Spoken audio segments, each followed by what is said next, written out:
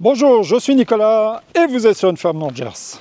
Alors, il y a quelques semaines, je proposais aux abonnés de venir les rencontrer pour voir les travaux qu'ils ont effectués dans leur maison et ou les engins intéressants qu'ils ont. Jacques a été un des premiers à répondre à l'appel et je dois dire que je ne pouvais pas rêver meilleure première expérience. Non seulement parce que Jacques est quelqu'un de passionné et passionnant, mais parce que également avec sa femme Yvette, ils nous ont reçus de la plus merveilleuse des manières. Dans cette première partie, on regarde les travaux effectués sur la maison et on découvre la Jeep Willys de Jacques sur laquelle il a beaucoup travaillé. Comme d'habitude, les vidéos sont chapitrées, donc vous pouvez sauter directement à la partie qui vous intéresse. Allez, on part en Dordogne.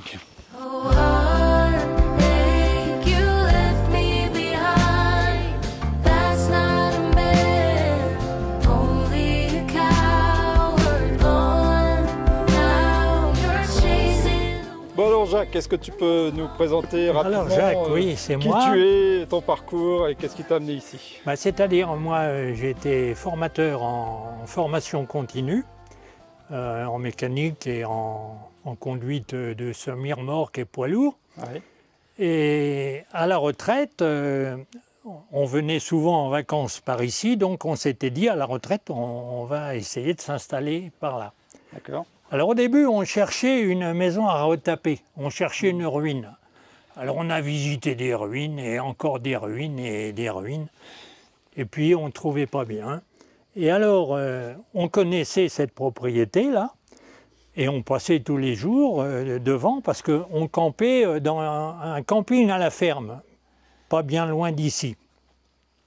Et donc tous les jours avec la Jeep, parce qu'on a une petite Jeep 4x4, on passait là avec nos amis et on voyait cette propriété à vendre.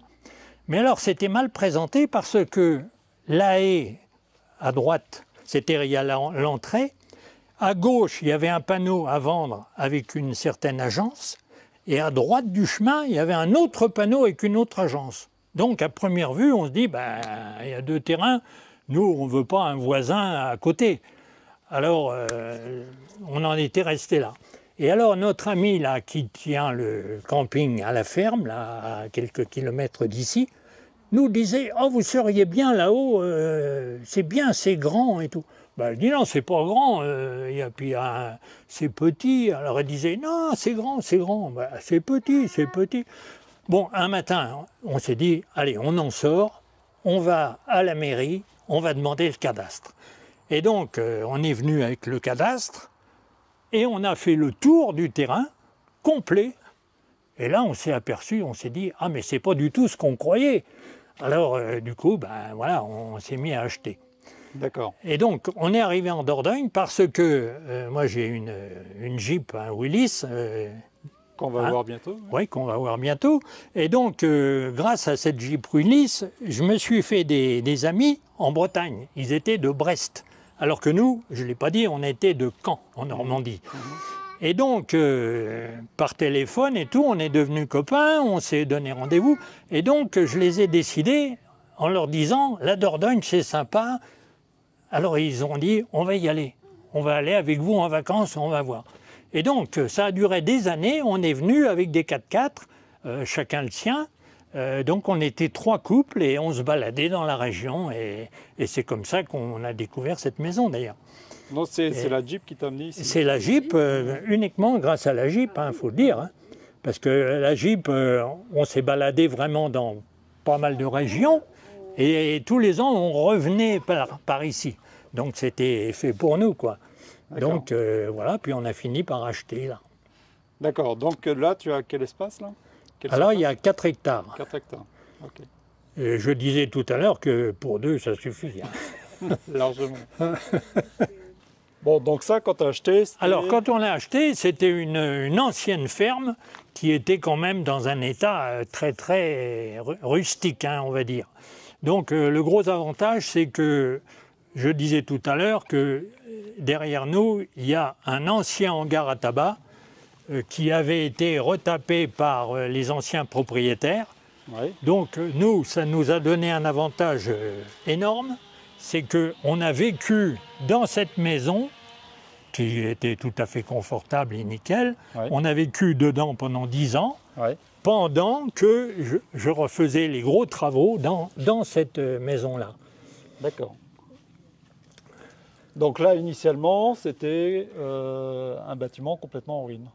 Bah, pas tout à fait en ruine, les murs étaient là, le toit aussi, mais enfin le toit, il y en avait trois, il y avait trois hauteurs différentes. Et alors ici, on a carrément reconstruit cette pièce qui est une chambre aujourd'hui. Oui. Donc à l'époque, il y avait un bâtiment qui était ici, là, dans l'alignement de la porte, Ouais. le bâtiment était comme ça. D'accord. Donc on trouvait que c'était affreux. Donc on l'a rasé Ouais. et on a reconstruit ça et on a fait un quart de tour pour pouvoir communiquer avec cette nouvelle pièce. D'accord. Alors donc ça, extérieurement, ça n'existait pas, on l'a entièrement refait. Et alors évidemment, les pierres que l'on voit, c'est nous qui les avons remis.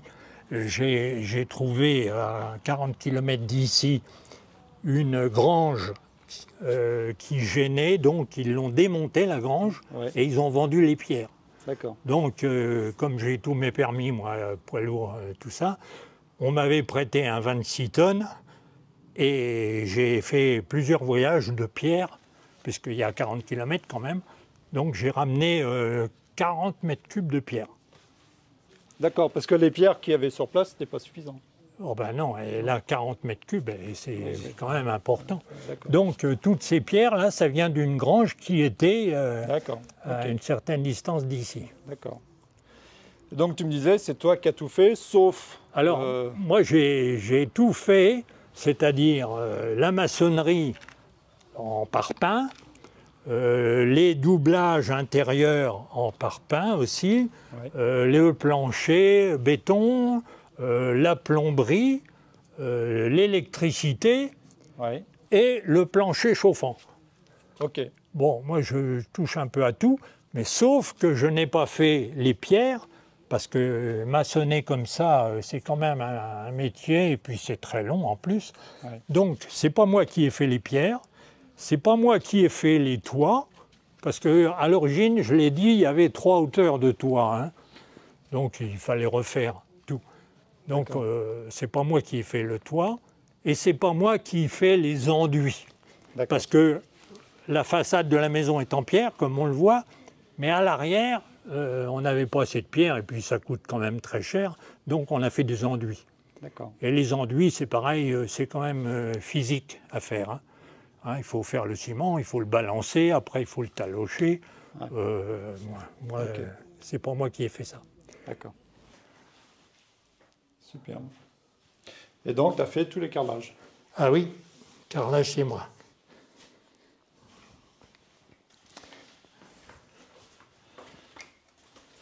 Très très bien. Et là, tu me disais, il t'a ouvert là. Ah ben, là oui, c'est nous qui avons fait. C'est-à-dire qu'à l'origine, il y avait un mur qui montait jusqu'au faîtage.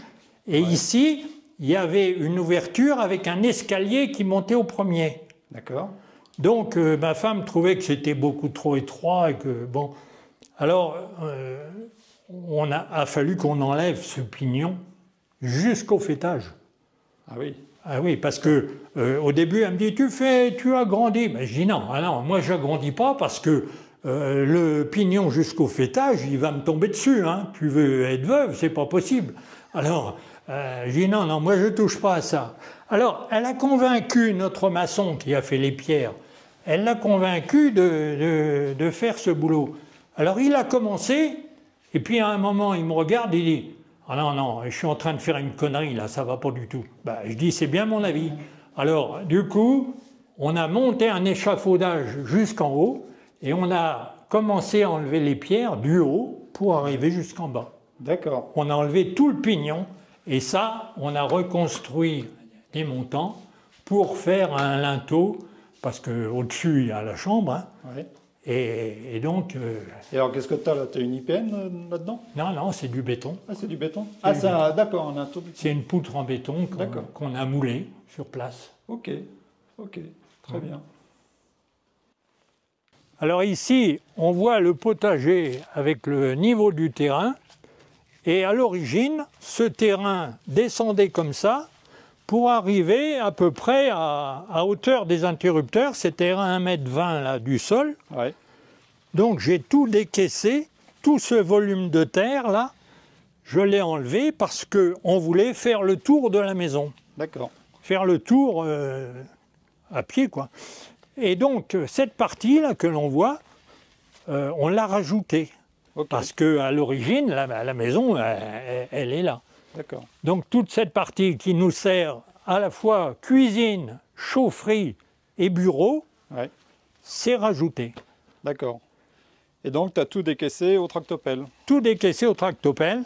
Alors, j'ai la chance, comme j'ai mon permis poids lourd, moi, on m'avait prêté un énorme camion. Ouais. Donc, avec le tractopelle, je le chargeais tranquillement. Et puis, comme on a 4 hectares, c'était facile à dispatcher. Parce que quand on dit 10 tonnes de terre étalées sur des surfaces, oui. Tu as toujours des cuvettes ou des trous à boucher. Et puis, un jour, on avait une amie qui dit « Oh, la terre, ça m'intéresserait parce que mon potager, moi, la terre, elle n'est pas terrible. » Ben, je dis « Je t'amène un peu de terre. » Et quand elle m'est arrivée avec le 26 tonnes, il y avait 18 tonnes de terre dedans. Oh, elle me dit « Oh, Jacques !» Enfin, je dis « Tu voulais de la terre, mais tu vas l'étaler, tu vas voir, ça va bien se passer. » Et puis de fait, au cours des années, ils ont bien étalé ça et ils sont très contents parce que ça leur fait une couche de terre arable. Bon, comme quoi, avoir un tractopelle, c'est utile. C'est indispensable. Voilà, c'est ce que je me tue à répéter. Ah oui, oui. Moi, je trouvais que ça devrait être obligatoire, finalement. Hein? Non, c'est pas de permis de construire sans tractopelle. Extrêmement pratique parce que ça permet de faire un tas de trucs quand on l'a sous la main. Arracher un arbre qui est mort, en planter un autre, ouais. Parce que tu fais un trou, hein, instantanément, tu reprends le dernier godet émietté comme ça, pour pouvoir planter le nouveau. Tu rabats avec la pelle, allez hop, on n'en parle plus. Alors que j'aurais jamais le courage de faire ça à la main, moi, ouais. Avec une pelle et une pioche. Ouais. Je m'en suis servi, mais je n'ai jamais été mordu de la pelle et de la pioche. Hein, c'est très, très difficile. La chaudière, elle fait de l'eau à 60-70.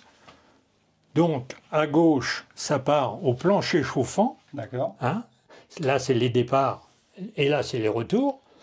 Et à droite, il y a deux vannes qui permettent, si on les ouvre, d'aller dans la partie radiateur. D'accord. Hein, c'est-à-dire que le collecteur de radiateur, il est là derrière. Okay. Donc, à droite, radiateur, à gauche, plancher. Et alors, ça, c'est toi qui as tout fait, là? Oui. Et alors, comme ici, la chaudière, elle donne de l'eau à 60-70, ouais. Hein, réglable, pour un plancher, il ne faut pas envoyer de l'eau à 60-70. Ouais.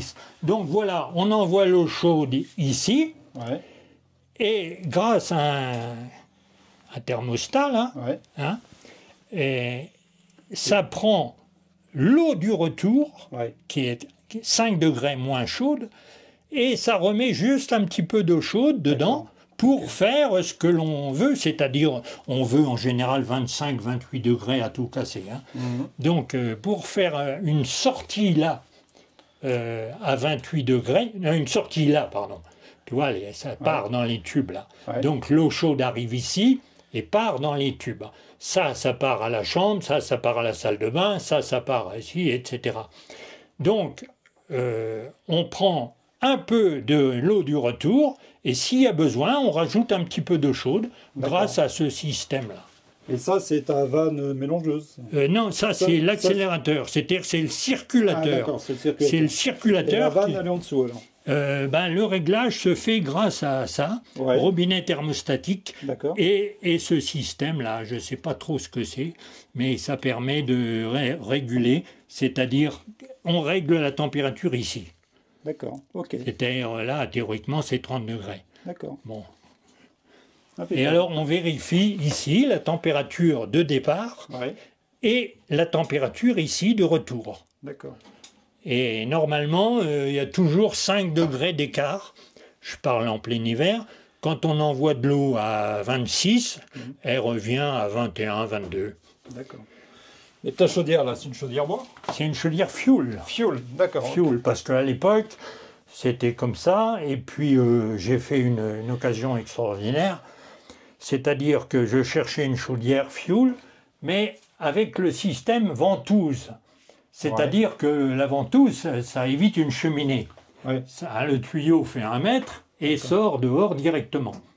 Et en plus, il y a une entrée d'air, parce que le conduit est double. Il y a une entrée d'air qui alimente ici le brûleur, avec de l'air extérieur, et les gaz brûlés sont dans le gainage intérieur. Oui, c'est coaxial.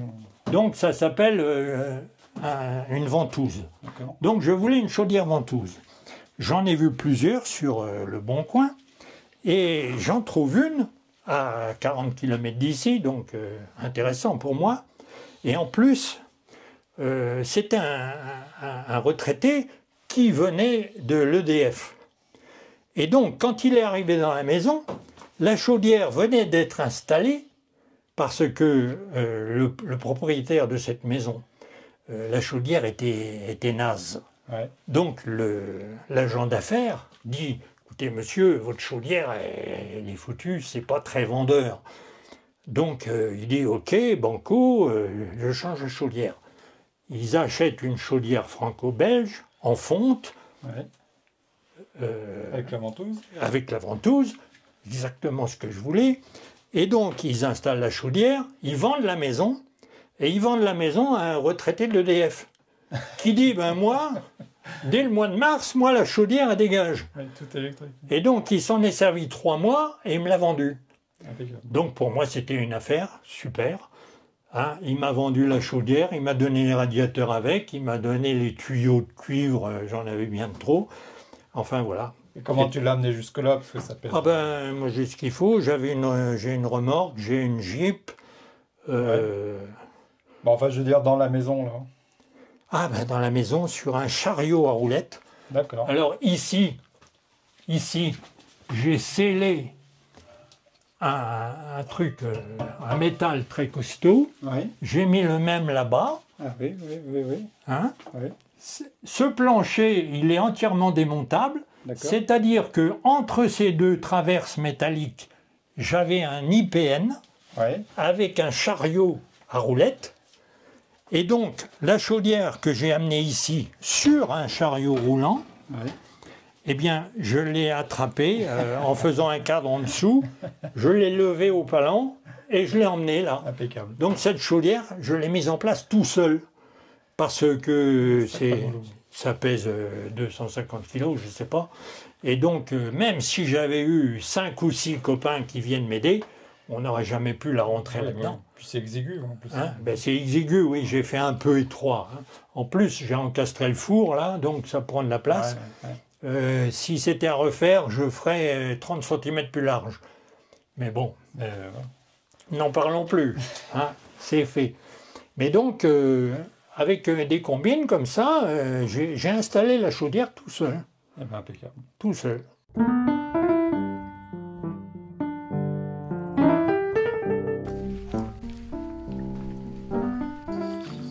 Bon, partons découvrir la mécanique.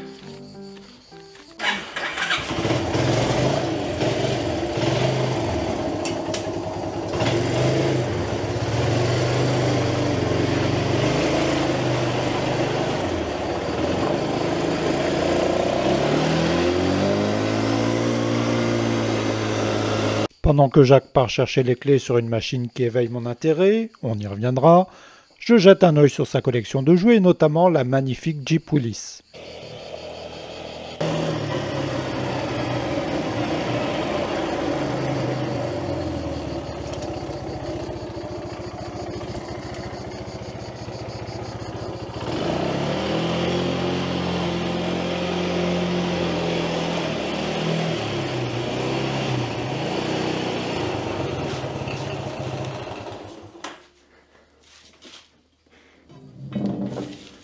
Tu vois, une fois que tu as enlevé la valve, enlevé l'air, faut trouver un système pour le décoincer là.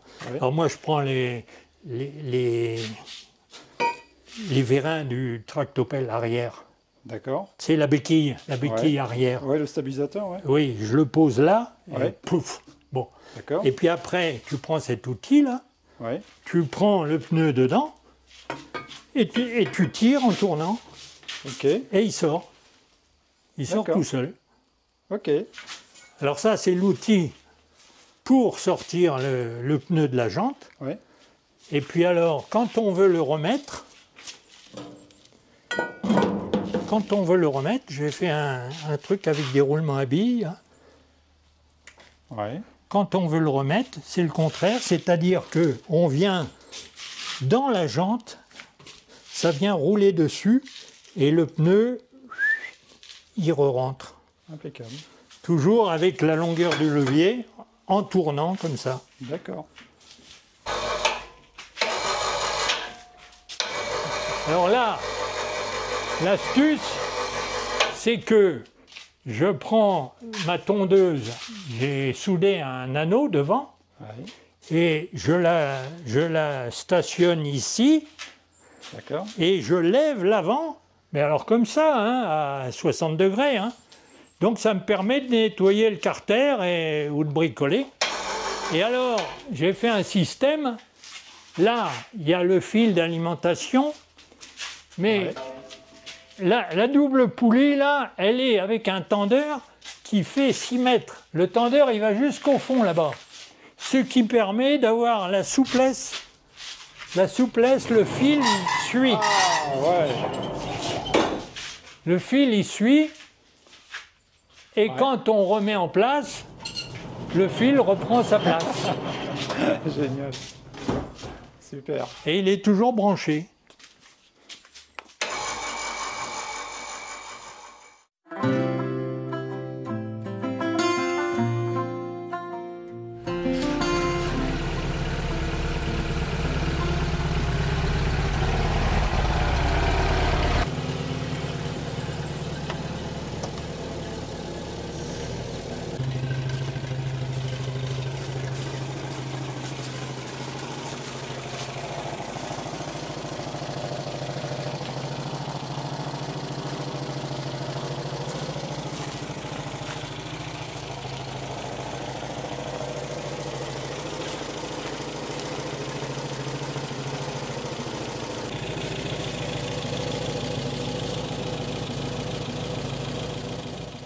Dis-moi d'où elle vient, ce que tu as fait. Alors ça, c'est une Jeep Willys, qui était comme toutes les Willys d'origine. Ouais. Mais connaissant bien le modèle, parce que j'en avais une avant d'origine, Ouais.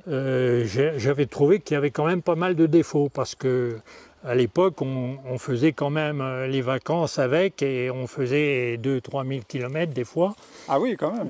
Ben oui, de Normandie ici, ça fait 600. Des fois, on descendait jusqu'à la Méditerranée. Au moins 2000, quoi, au moins. Donc je trouvais que d'origine, elle avait des défauts bien connus. La direction déjà, parce qu'une Willys d'origine, la direction est quand même imprécise. Hein. Donc il faut bien regarder la route et non pas les oiseaux. Hein. Ouais. Et puis alors, le deuxième défaut bien connu, c'est le freinage. Le freinage qui est pareil, imprévisible. C'est-à-dire quand on freine un peu brutalement, on ne sait pas trop si elle fait un écart à droite ou à gauche. Ouais. Donc c'est très gênant. Alors moi, connaissant bien la Jeep, je me suis dit, je vais faire un proto à mon idée, en essayant d'enlever tous ses défauts. D'accord. Mais je voulais garder la Jeep d'origine, c'est-à-dire, c'est une voiture unique, hein, c'est-à-dire le pare-brise rabattable comme ça, se balader dans les bois avec ça, c'est merveilleux. Ouais. Donc je voulais garder l'esprit de Jeep, mais enlever les défauts. Alors la direction, j'ai résolu le problème en changeant le boîtier d'origine par un boîtier de Mercedes, non assisté évidemment, parce qu'il n'y a pas besoin d'assistance sur une voiture d'une tonne. Ouais. Donc ça, c'est un boîtier d'origine Mercedes. J'ai fait usiner un petit arbre cannelé spécial. Ouais. Ici, c'est une colonne de direction de H Citroën, parce que sur ces modèles-là, il faut que la colonne de direction descende jusqu'en bas. C'est-à-dire que sur les voitures modernes, ça n'existe pas des arbres longs comme ça. D'accord. Parce qu'en cas de choc, c'est toujours dangereux, le recul. Donc ça, c'est une colonne de hache Citroën que j'ai arrangée avec le volant et puis relier le boîtier de direction. Donc la direction, c'est résolu, vous voyez, impeccable, il n'y a plus de problème. D'accord. Bon, le freinage, j'ai refait tous les tambours, mais ça c'est classique, et j'ai mis une assistance de freinage. C'est-à-dire ça, c'est un hydrovac. C'est-à-dire que c'est une aide au freinage. Okay. Donc c'est beaucoup moins dur à la pédale. Et comme tout est neuf et puis bien réglé, ça freine en ligne. D'accord. Donc ça crée une dépression qui assiste... Oui, c'est-à-dire que le moteur, la dépression du moteur aspire ici dans les deux. Là, entre ce tambour-là, entre deux, il est séparé par une membrane caoutchouc. D'accord. Bon, le volume 1 et le volume 2 sont reliés. Donc, si je fais une dépression, là, on voit le tube de dépression. Ouais. Si je fais une dépression, là, j'obtiens la même dépression à gauche et à droite de la membrane. C'est-à-dire que la membrane ne bouge pas. Ouais. Quand je freine, j'obstrue la communication entre les deux. C'est-à-dire que la dépression n'agit plus que sur une chambre. Donc la membrane caoutchouc vient vers la sortie, c'est-à-dire vers la dépression. Et cette membrane caoutchouc qui vient comme ça aide à freiner parce qu'elle appuie sur le mètre-cylindre. D'accord, ok. Alors sur le deuxième mètre-cylindre, parce qu'il y a le premier qui part de la pédale, et ça c'est le deuxième qui part de l'appareil. Ça s'appelle un hydrovac. Ok. Ok, donc direction freinage. Direction freinage, et puis alors bon là pour le plaisir, j'ai mis un moteur Volvo. C'est pas le plus simple, mais à l'époque j'ai pensé que c'était sympa parce que le moteur Jeep, quand j'ai appris qu'un moteur refait à neuf faisait 60 000 km, j'ai trouvé ça un peu léger. Je me suis dit, moi j'aime bien les choses qui durent. Alors donc je me suis dit, bah tiens, je vais essayer de changer le moteur. Donc j'ai mis un moteur Volvo. Pourquoi Volvo? Parce que à l'époque c'est un très bon moteur, ça, résistant et tout. Et alors ce moteur-là, comme il est résistant, il était monté comme ici, c'est-à-dire avec un carbu et un joint de culasse d'1,6 mm. Il me donne 82 chevaux ce moteur. Pour la Jeep, c'est largement suffisant, parce que n'oublions pas que la Jeep d'origine fait 53 chevaux. Là, je passe à 82. Bon, calmons-nous, ça suffit. Oui, hein. Et puis tu me disais, elle fait une tonne? Oui, ça pèse une tonne 100. Pas grand-chose. Donc, en plus de ça, quand on a une Jeep Willys, c'est pas pour concurrencer la Ferrari. Hein. Donc, c'est pour faire du 4x4, pour faire du chemin. Moi, je fais du chemin, j'en ai fait beaucoup, tranquille, cool. Parce que j'aime pas casser, puis en plus, j'aime pas me casser la gueule non plus. Donc, ça suffit largement. Et alors, ce moteur, vu c'était un très bon moteur, au cours des années, parce que ça, on est en 1970 à peu près, hein, si j'ai bonne mémoire, dans ces eaux-là. Donc, après, les routes se sont élargies, la mode est venue aux voitures plus puissantes. Donc, qu'est-ce qu'ils ont fait? Ils ont mis 2 carbus et un joint de culasse plus mince, c'est-à-dire un taux de compression plus élevé. Et de 82 chevaux, on est passé à 110, hein, à peu près. Donc voilà, toujours avec le même bloc moteur. Et encore des années plus tard, ils ont mis l'injection dessus. C'est-à-dire ils sont passés à plus de 120 chevaux. Toujours avec le même bloc, le même vilebrequin, etc. Donc là, c'est dans sa version primaire avec un seul carbu, mais l'avantage, c'est que j'ai le couple à 2200 tours. Alors que quand on a les versions plus modernes, eh bien on a le couple à 3005. C'est-à-dire qu'en tout terrain, c'est beaucoup moins agréable. Parce que là, un filet de gaz et on monte n'importe quel... Du moment qu'il y a l'adhérence, on monte n'importe quel talus. Alors, oui, c'est comme un tracteur, tu n'as pas envie d'aller dans les tours pour voir le couple. Pour se balader en forêt, il faut que le couple soit en bas. C'est-à-dire, il ne faut pas un moteur de Formule 1 qui demande de monter dans les tours pour que ça marche. Ouais, d'accord. Alors évidemment, il y a une adaptation qui n'est pas toujours évidente, mais moi je me suis arrangé pour faire cette transformation sans bricoler la voiture. C'est-à-dire, j'ai absolument pas coupé quoi que ce soit sur le châssis. J'ai toujours fait des pièces vissées adaptables. D'accord. C'est-à-dire qu'à la limite, je vois pas l'intérêt, mais à la limite, on pourrait remettre un moteur d'origine si on voulait. Ok. Et en plus, je n'ai pas soudé, etc.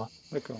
Donc, elle a un moteur comme ça, 82 chevaux, Volvo, fiable, etc. Ouais.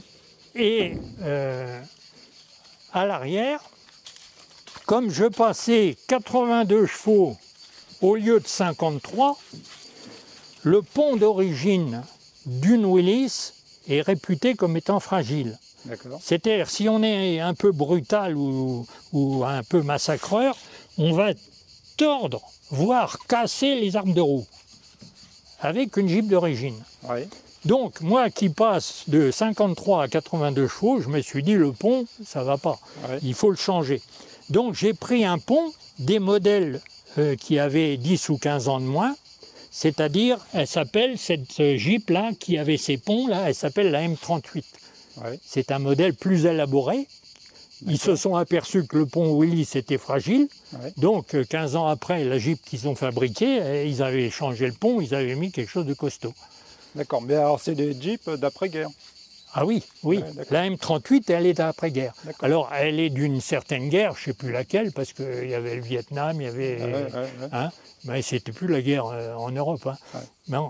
Alors donc, ce pont M38, pas de problème, on peut passer la puissance.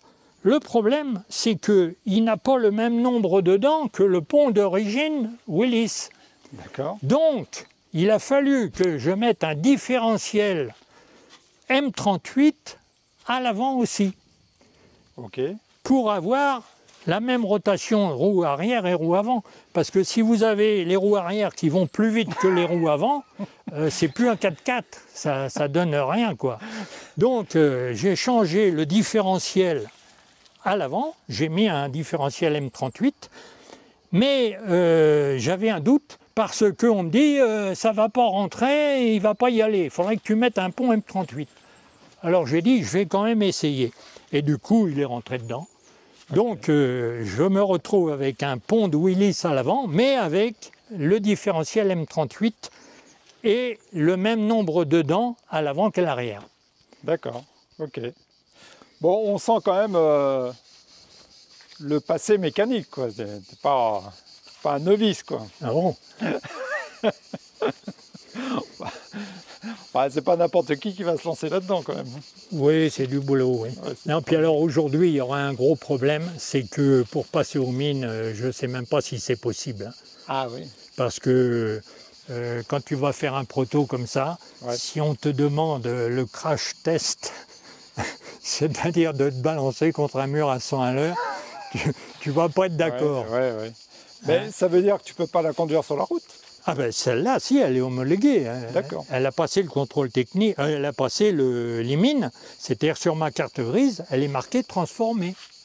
D'accord. Parce qu'à l'époque, ça passait. À l'époque, ça passait. Si tu Oui. faisais ça aujourd'hui, Difficilement à l'époque, mais ça passait. Alors qu'aujourd'hui, à mon avis, c'est impossible. Ouais. Je ne pense pas que ce soit possible de faire ça. Donc c'est un modèle unique. En quelque sorte. Magnifique. Alors à l'avant, le treuil. À l'avant, le treuil.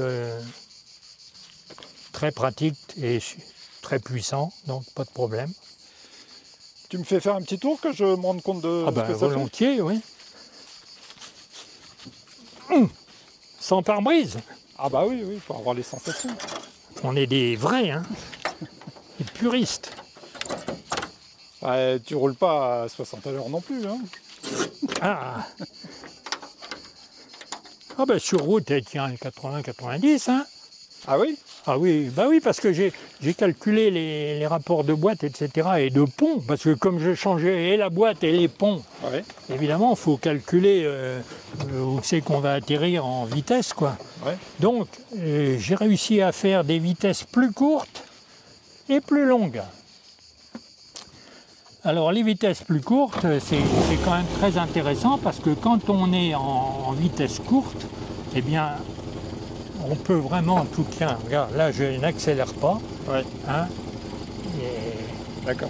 elle a un couple à bas régime, donc elle marche. Alors là, ça, c'est les vitesses longues. Ouais.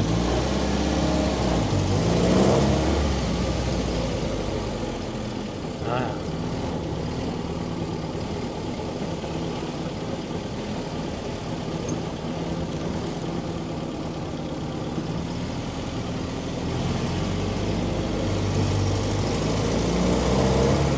T'as vu, Ah ouais. elle ronronne. Ah ouais.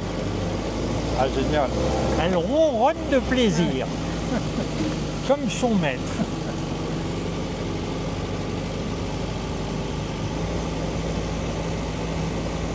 Tu vois, c'est important d'avoir une bonne direction là. Ouais, ouais. Sinon, on part dans les temps.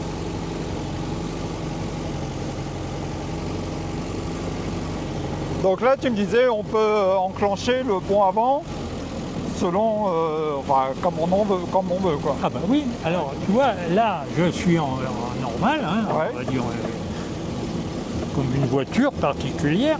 Ouais. J'ai 4 vitesses au lieu de 3 d'origine. Hein. Ouais. Et si je fais ça, je suis en vitesse courte, D'accord. donc, ouais, tu vois la différence, regarde. Ouais, d'accord, ouais. Ok. Et si je fais ça avec ce levier, là je suis en 4x4. D'accord. C'est-à-dire j'entraîne mes roues avant en plus des roues arrière. D'accord. Donc là je remets en 4-2 et en vitesse longue. Ok. Et je démarre normalement puisqu'on est sur du plat. D'accord. Et regarde, ça marche, hein? Ah, ça marche, hein.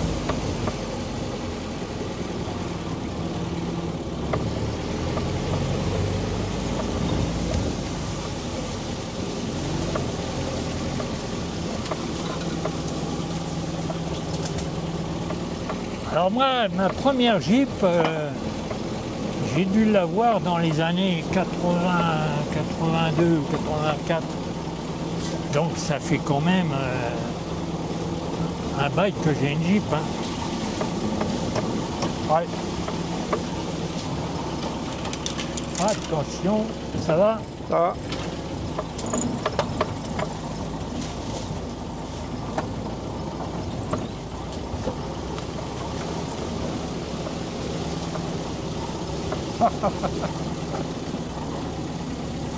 Ah là, on entre dans la jungle. Là, Ah là, là c'est l'Indochine, là. bon, du moment qu'il n'y a pas de pied de Kong.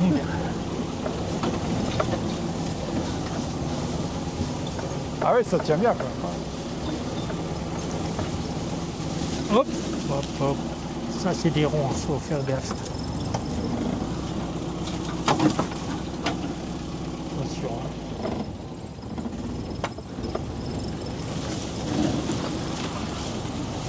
Oh là là. Faudrait que tu viennes élaguer un peu. Là.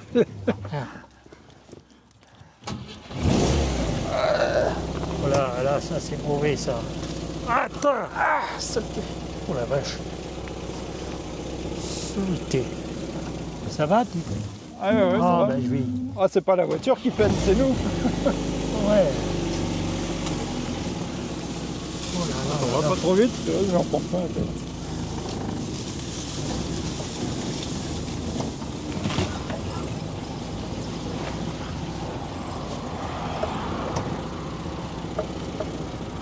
Oh, tu veux voir un peu sur la route.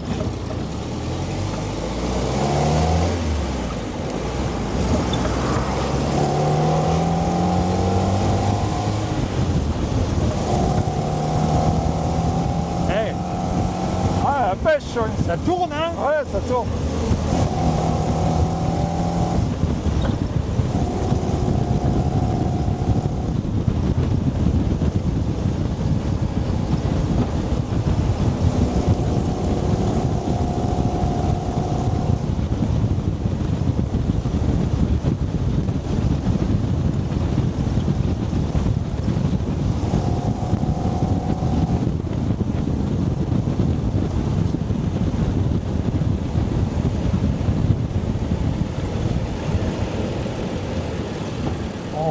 faire demi-tour. Tu veux conduire?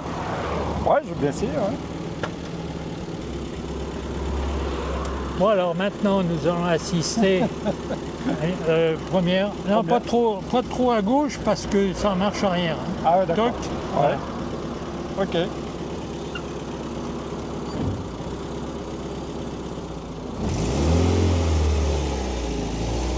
Ah, t'es pieds nus? Ouais, je préfère.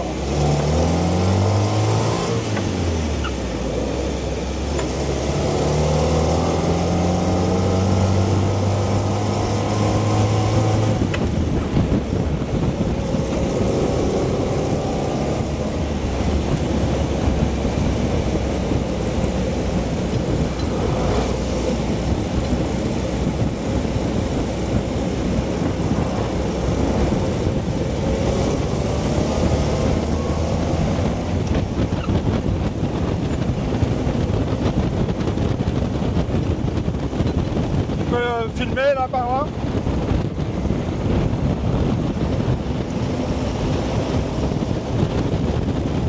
Génial.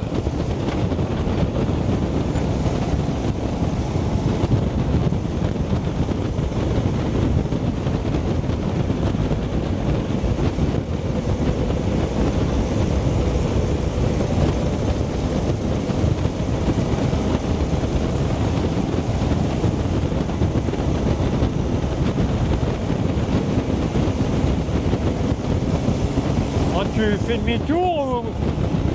Parce que la maison, elle est là. Ouais, on va faire demi-tour. Ouais. Arrête au stop parce que là, il y a les flics des fois. Ah, il faut anticiper un petit peu. Ouais. Ça, t'es en 4 là, non? T'es en 4. Voilà. Je tourne où? Bah oui. Bah là, tiens. Ah. Oh, un Renault. Ouais. Un Renault.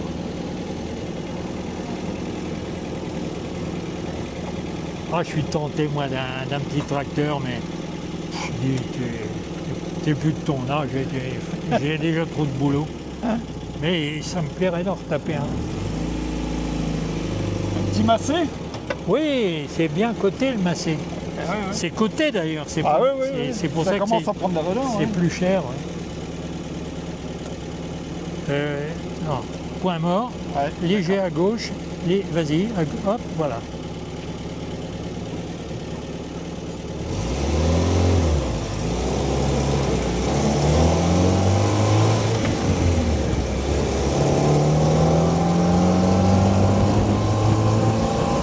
Ouais, bah.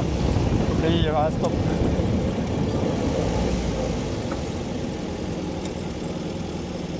Alors, point mort, léger à gauche, on y va.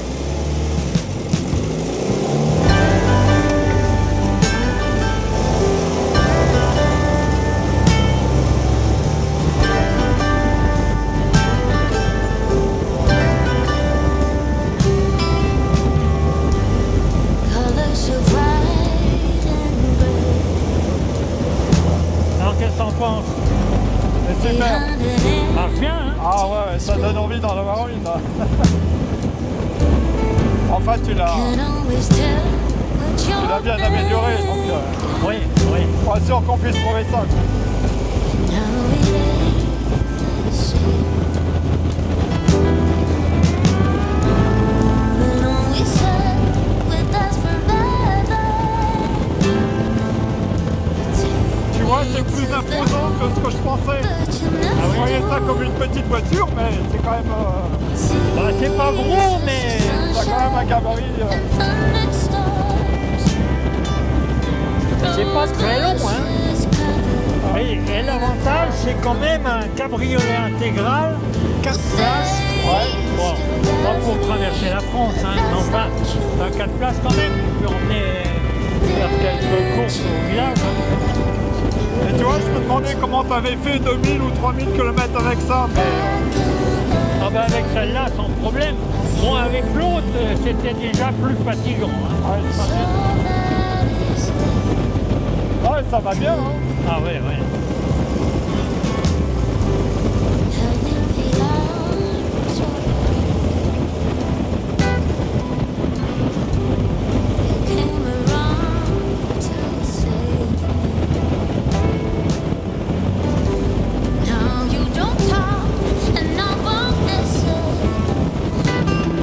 dois être la star quand tu te balades avec ça.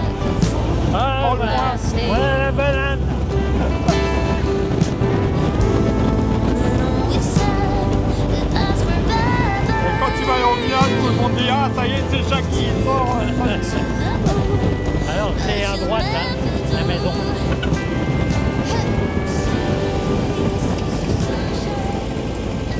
Mais tu vois, ça fait 24 ans plus celle-là, je l'ai mis en 90. Ça fait 34 ans que je l'ai, celle-là. J'ai toujours le même plaisir. C'est en 3 là, non?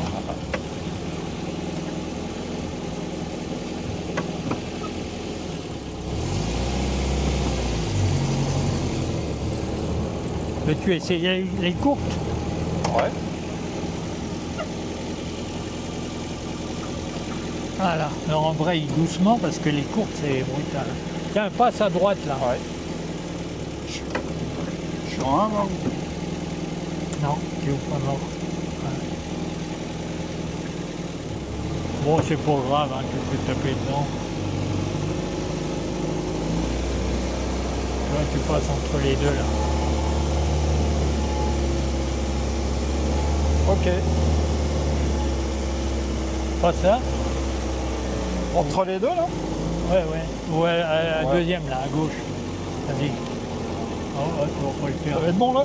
Non. Ah la direction un peu dure. Ah, ça va le faire.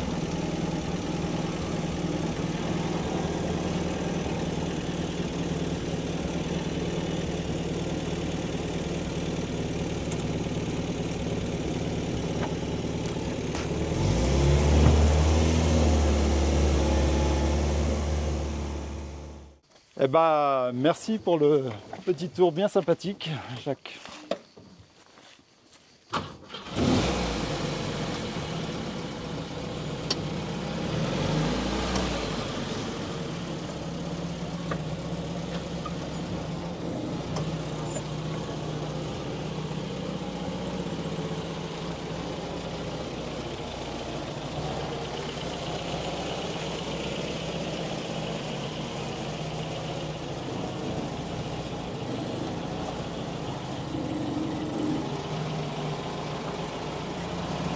Ah, je vois pas.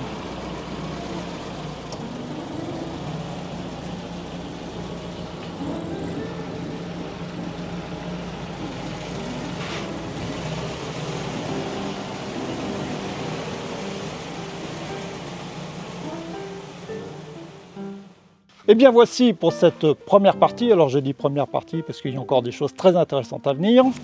Tractopelle, tracteur, fendeuse, que Jacques a fait lui-même, il nous expliquera comment.